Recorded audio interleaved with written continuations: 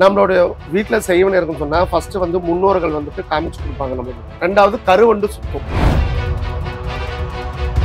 நம்ம வளர்க்குற ஜீவராசிகள் மீனோ நாயோ பசுமாடோ, பசுமாடு மட்டும் வீட்டு வாசல்ல தலை வச்சு சாப்பிடும். மாந்திரீகம், மை, வசியம் இதெல்லாம் வந்து தீய சக்திகளோட உதவிகளால பண்றாங்க. மாந்திரிகன்னு சொல்றது வந்து தீய சக்தியில பண்றாங்கன்னு யார் சொல்றது? தீய சக்தி ஏவுறதுக்கு தீய சக்தியில தான் பண்ணி ஆகணும். இப்ப உலகம் ரொம்ப மோசமா இருக்கு. உண்மையான பாசம் எங்க இருக்கு? காமிங்க பார்க்க. நான் வந்துட்டு மாந்திரிகம் கத்துக்க போகும்போது நல்ல விஷயம் எடுக்கிறதுக்கு கத்துக்கும் போது வெறும் நாங்க 30 பேர் தான். ஆனா மாந்திரிகம் செய்யறதுக்கு கத்துக்கிறது 70 பேர் கத்துக்கினாங்க.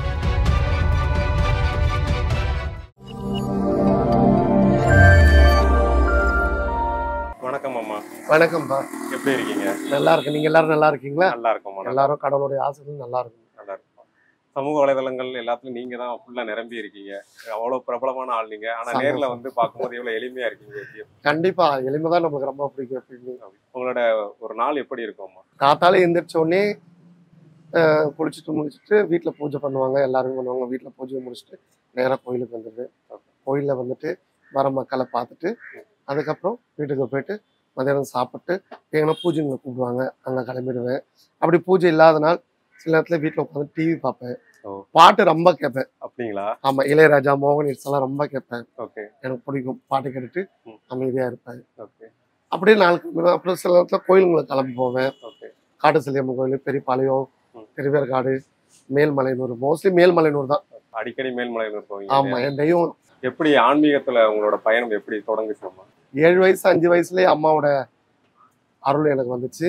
அதுல இருந்து அப்படியே வந்துட்டு மெல்ல மெல்ல மெல்ல மெல்ல மெல்ல சாமி மேல பக்தியா இருக்கும். அப்பா இருந்த வரைக்கும் அப்பா அடிப்பாரு, ஏன் இந்த மாதிரிலாம் நடந்துக்கிறேன் அப்படின்னு. எங்க போனாலும் அந்த அம்மா இருக்கிறாங்களே, அதுவும் இருக்காங்களே, அந்த அம்மாவை தூக்கி பையில வச்சுட்டு கொண்டு போயிடுவேன். அப்படிங்களா? ஆமா, எங்க போனாலும் அங்க வச்சு அங்க எங்க பூ பூக்குதோ அந்த பூவெல்லாம் பிச்சு அவங்களுக்கு போட்டு அப்படிதான் என்னுடைய பயணம் தொடங்குச்சு. இப்போ நீங்க குறி சொல்றதை கேட்க நிறைய பேர் வந்து காத்துக்கிட்டு இருக்காங்க. நம்மளால மத்தவங்களுக்கு வந்து குறி சொல்ல முடியும் அப்படின்னு நீங்க எப்போ உணர்ந்தீங்க? நான் அது உணர்ந்தது 13 வயசுலயே உணர்ந்துட்டேன். நம்மளால வாக்கு சொல்ல முடியும் அப்படி சொன்னா. அதே மாதிரி இந்த பேய் பிசாசி ஓட்டுறது, கழுப்புறது, செய்வன எடுக்கிறது, இதெல்லாம் அப்படி இப்படி நான் கத்துக்க ஆரம்பிச்சேன். இப்ப நம்ம எல்லாருமே வந்து செய்வினைக்க தான் ரொம்ப பயப்படுறாங்க. அப்ப நம்மளோட தெரிஞ்சவங்களோ இல்ல சொந்தக்காரங்களோ நம்ம வளர்ச்சி பிடிக்காதவங்க. கண்டிப்பா கண்டிப்பா. நம்ம வீட்டுல வந்து செய்வனை இருக்கு அப்படின்னு எப்படி தெரிஞ்சுக்கலாம்?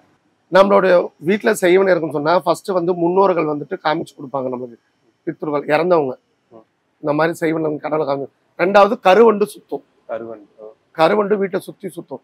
மூணாவதாக அப்படியே நம்ம வளர்க்குற ஜீவராசிகள் மீனோ நாயோ பசுமாடோ, பசுமாடு மட்டும் வீட்டு வாசல்ல தலை வச்சு சாப்பிடும். அப்படிங்களா? பொல்லாத செய்வன பொல்லாத ஏவல்களுக்கு அப்பயே நம்ம தெரிஞ்சுக்க வேண்டாம். அப்புறம் நம்மளுடைய அடித்தளத்துக்கு கொண்டு போவோம். செய்வனையில பல வகையில செய்யறாங்க, பல வகையில செய்யறாங்க. நம்மளுக்கு செய்ய தெரியாது, ஆனா எடுக்க தெரியும். எல்லாத்தையும் எடுக்க தெரியும். இன்னமும் நம்ம அதை தான் செஞ்சுட்டு இருக்கிறோம். செய்வனை நம்ம வீட்டுல இருக்க தெரிய வந்ததுக்கு அப்புறமா என்ன பண்ணணும்? கண்டிப்பா வந்துட்டு இப்போ ஒருத்தவங்களுக்கு உதாரணத்துக்கு உங்களுக்கு சொல்றேன், இல்ல மற்றவங்களுக்கும் சொல்றேன். அவங்களுக்கு உடம்பு இல்லை, ஹாஸ்பிட்டலுக்கு போறாங்க, ஸ்கேனு, எக்ஸ்ரே, ECG எல்லாமே எடுத்து பாக்குறாங்க. ஆனா ஒண்ணுமே இல்லைன்னா அடுத்த நினைப்பு அவங்களுக்கு என்ன வரும்? வேற ஏதோ இதை தாண்டி ஏதோ இது தாண்டி ஏதோ இருக்குது அப்படின்னு சொல்லிட்டு தான் நம்ம கிட்ட வருவாங்க. ஆமா. அப்ப அந்த அவங்க போகும்போது அவங்க செத்தவங்க முன்னோர்கள் வந்து அவங்கள வழி நடத்துவாங்க. அவங்க மனசுல இறங்கி இந்த மாதிரி பிரச்சனை இருக்குன்னு சொல்லுவாங்க, இல்ல கனவு மூலியமா வந்து சொல்லுவாங்க. உடனே அதுக்கேற்ற மாதிரி நல்ல இடத்துக்கு போய் பாக்குறவங்களும் இருக்கிறாங்க, பார்க்காம அது நம்பிக்கை இல்லாம இருக்கிறவங்களும் இருக்கிறாங்க. இந்த மாந்திரீகம், மை, வசியம் இதெல்லாம் வந்து தீய சக்திகளோட உதவிகளால பண்றாங்களா? கண்டிப்பா கிடையாது. கண்டிப்பா. மாந்திரிகன்னு சொல்றது வந்து தீய சக்தியில பண்றாங்கன்னு யார் சொல்றது? கேட்கிறேன், நான் உங்கள்ட்ட என்னோட சந்தேகத்தை கேட்கிறேன். தீய சக்தி ஏவுறதுக்கு தீய சக்தியில தான் பண்ணி ஆகணும். அப்படிதான் பண்றாங்க. நான் வந்துட்டு மாந்திரிகம் கத்துக்க போகும்போது நல்ல விஷயம் எடுக்கிறதுக்கு கத்துக்கும் போது வெறும் நாங்க 30 பேர் தான். ஆனா மாந்திரிகம் செய்யறதுக்கு கத்துக்கிறது 70 பேர் கத்துக்கினாங்க. அப்ப பாத்துக்கோங்க உலகம் எதை நோக்கி போயிட்டு இருக்கு. கெட்டதை நோக்கி எல்லாம் போய்கிட்டு இருக்கேன்.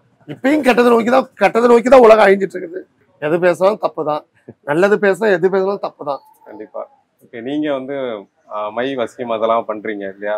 ஆமா. கடன் பிரச்சனையில இருந்து மீள்றதுக்கு அந்த மாதிரி உங்ககிட்ட நாடி வந்தா நீங்க அதுக்கு அது வந்து தெய்வத்துக்கிட்ட போய் சொல்லுவேன். எந்த கோயிலுக்கு போய் என்ன பரிகாரம் சொல்லணும் அந்த பரிகாரத்தை சொல்லுவேன். வேற என்னென்ன மாதிரியான விஷயங்களுக்கு நீங்க மை தயார் செஞ்சு கொடுப்பீங்க? ஹஸ்பண்ட் ஒய்ஃபுக்கு புரியுதுங்களா? அதே மாதிரி தகாத உறவுக்கெல்லாம் கொடுக்க மாட்டேன், நல்ல உறவுக்கு தான் கொடுப்பேன். புரியுதுங்களா? இதுதான் உண்மை. அப்புறம் வியாபார விஷயம், ராஜ வசியமை, ஒலிப்பு வசியமை, அந்த மாதிரி 10-17 வகை மைகள் இருக்கு. பொண்ணு வந்து ஒருதலை காதலா வந்து காதலிக்கிறாரு, அவர் திரும்ப காதலிக்க வைக்கணும், அந்த மாதிரியான விஷயங்கள் கண்டிப்பா நான் செய்வேன், அப்படிங்களா? கண்டிப்பா செய்வேன். ஆனா அவரு உண்மையா இருக்கணும். உண்மையா? அவரு பொய்யா இருந்தா செஞ்சு கொடுக்க மாட்டேன். இப்போ உங்களுக்கு உலகத்தை பத்தி தெரியல, புரியுதுங்களா? விளையாட்டு புள்ளையா நீங்க இருக்கிறீங்க, உண்மைக்கே சொல்றேன் நான், நீங்க விளையாட்டு புள்ள சரிங்களா? ஆனா உன் மனசுல 1000 கஷ்டங்கள் இருக்குது, இல்லைன்னு நான் சொல்ல மாட்டேன். இப்போ உலகம் ரொம்ப மோசமா இருக்கு. உண்மையான பாசம் எங்க இருக்கு? சாமிங்க பார்க்கலாம் கிடையாது. இதுதான் உண்மை. ஒரு மனிதன் வந்து இறந்ததுக்கு அப்புறமா அவங்களோட உயிர் என்னவா மாறும்? ஒரு அரிசி தான் நம்மளுடைய ஆத்மா. கேளுங்க, அந்த ஒரு அரிசியில 1000 நுனிகள் தான் ஒரு நம்மளுடைய ஆத்மா. அந்த ஆத்மா தான் கடவுள்கிட்ட போகும், புரியுதுங்களா? இதுதான் உண்மை. வேதத்துல இதுதான் இருக்கு, புரியுதுங்களா? புரட்டாசி மாசம் மாலி அமாவாசை அந்த ஆத்மா வெளியே வரும். நீ செய்த பாவமும் நீ செய்த புண்ணியமும் அவங்க கணக்கு போடுவாங்க கடவுள். கேமரா எல்லாமே பார்த்துட்டு இருக்கிறாங்க. நீ கண்ணுக்கு தெரிஞ்சு என்ன வேணாலும் பண்ணலாம், கண்ணுக்கு தெரியாம என்ன வேணாலும் பண்ணலாம். என்னைக்கா இருந்தாலும் நீ செத்து போகும்போது, பிறக்கும் போது நம்ம அழுதுட்டு வந்தோம், போகும்போது 4 பேர் அழ வச்சுட்டு போறோம். ஆனா அந்த இடைப்பட்ட நடுவில் வந்துட்டு நீ என்ன செஞ்ச, நான் என்ன செஞ்சேன், நான் உன்னை என்ன பண்ணேன், நீ என்ன என்ன பண்ணதா கணக்கு போடுறோமோ தவிர்த்து உன்னை முன்ன தள்ளிட்டு நான் பின்னாடி இருக்கவன் முன்ன வரணும்னு சொல்லிட்டு ஆசைப்படுறவங்க எல்லாமே அப்படிதான், புரியுதுங்களா? இப்பத்தி உலகம் அதுதான். அப்பெல்லாம் வந்துட்டு ஒருத்தர் ஆக்சிடென்ட் ஆனாலும் உடனே போய் யாராலும் சரி, நீங்களாலும் சரி, சின்ன வயசுல உடனே போய் உதவி செய்வோம். ஆனா இப்ப அப்படி கிடையாது. ஒரு போன் எடுத்துக்கிறாங்க, காமிக்கிறாங்க, அந்த உதவி செய்யற மனப்பான்மை போயிடுது, புரியுதுங்களா? தகப்பன் வந்து பொண்ணா பாக்குறானா? உலகம் எவ்வளவோ போகுது, புரியுதுங்களா? இதுதான் உலகம் அழிவுக்கு காரணம். ஏதோ ஒரு முள்ள அழிஞ்சுட்டு தான் இருக்குது, இன்னும் அழியதான் செய்யும். அதை நம்ம மாத்த முடியாத. நம்ம எப்படி மாத்த முடியும்? இருக்கிற அநியாயகரமான எப்படி மாத்த முடியும்? நல்லா ட்ரெண்டிங்னு சொல்றாங்க. சில கும்பல் தெய்வமே இல்லைன்னு சொல்லுது, புரியுதா? தெய்வம் இல்லாம பொழுது போல, தெய்வம் இல்லாம பொழுது விளரல. இதுதான் உண்மை. ஆத்மாக்கள் சொல்றது வந்துட்டு கடவுள்கிட்ட போய் சேர்ந்துட்டு அந்த 16 நாள்ல அவங்க செத்தாங்கன்னு அவங்களுக்கு தெரியாது. 16 நாள் இந்து தர்மசரப்படி நம்ம பிண்டம் கரைக்கிறோம் தெரியுமா? கை இப்படி வச்சு அந்த பிண்டம் நெல் அரிசி, அந்த நெல் சாதம் கரைச்ச பிறகுதான் அவங்க செத்தாங்கன்னு தெரியும். அதுல ஒரு கல் வச்சு கழுவோம் தெரியுமா? அந்த கல்லு தான் அந்த ஆத்மா வரும். அது வரைக்கும் அவங்களுக்கு தெரியாது. அகால மரணம் அடைஞ்சவங்களோட ஆத்மா என்னவா மாறும்? அகால மரணம் அடைகிறவங்க வந்துட்டு கடவுள்கிட்ட கண்டிப்பா போக முடியாது. நான் தூக்க மாட்டவங்க, ட்ரெயின்ல அடிப்பட்டு சாப்பிடுறவங்க, கிருஷ்ணாவதி கொளுத்திக்கிறவங்க, பாய்சன் சாப்பிட்றவங்க, புரியுதுங்களா? அகாதுகாவா சாப்பிட்றவங்க, இப்ப பிளைட் வெடி செத்தாங்கல்ல, அவங்க எல்லாம் வந்துட்டு அவ்வளவு சீக்கிரம் ஆண்டவங்க போய் சேர முடியாது. அவங்க எந்த பாவமும் பண்ணல இல்லையா? எந்த பாவமும் பண்ணல. அவங்களுக்குன்னு விதி இருக்கும், புரியுதுங்களா? இதுதான் உண்மை. இப்ப தூக்கு மாட்டி செத்தவங்க எல்லாம் வந்துட்டு கன்னி பெண்ணா இருந்தா மோகினியா மாறுவாங்க. மிச்சம் எல்லாருமே பிரேதாத்மா பேயாதான் சுத்துவாங்க. மற்றவங்க மேல பேய் பிடிச்சாடுறன்னு சொல்றாங்கல்ல, அவங்க தான் அது. பேய் பிடிக்கும் போது அவங்களுக்கு என்ன வேணும் நம்ம கேட்போம். அவங்க சொல்லுவாங்க, எனக்கு சாப்பிட கொடுங்க, அதை வாங்கி கொடுங்க, இதை வாங்கி கொடுங்க. நம்ம கொடுத்துதான் அதை நம்ம வந்து இது பண்ண முடியும்.